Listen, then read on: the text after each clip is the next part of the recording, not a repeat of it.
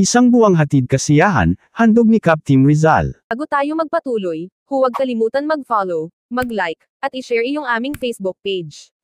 At huwag din kalimutan mag-subscribe sa aming YouTube channel, ang Serbisyo Balita Live Online.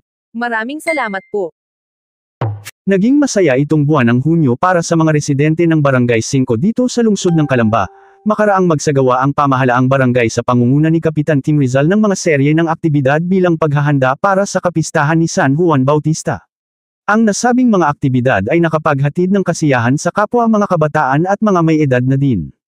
Inumpisahan ang mga aktibidad sa isang invitational exhibition basketball game sa pagitan ng Barangay 5 Youth Basketball Selection at ng Alonte Celebrity Team na binubuo ng mga sikat na profesional na manlalaro, mga artista, at mga sikat na vloggers.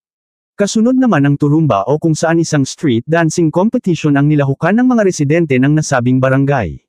Nagpa-bingo social din si Kapitan Tim sa multi-purpose covered court kung saan daan-daang mga prizes at raffles ang napanalunan ng mga nagsipagdalo. Nagkaroon din ng barangay night kung saan naging panauhin ang this band na lubos na kinagiliwan ng mga kabataan. Samantalang, nakiisa din ang pambato ng Laguna sa Miss Universe pageant na si Alexandra May Rosales sa ilang mga naging aktibidad ng barangay tulad ng turumba at barangay night.